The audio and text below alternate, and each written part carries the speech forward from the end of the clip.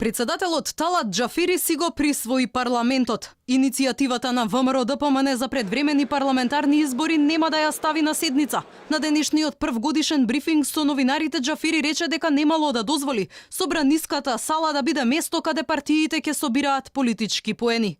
Според него, за да се распишат парламентарни избори, пробиен бил и законскиот рок за 100 дена техничка влада.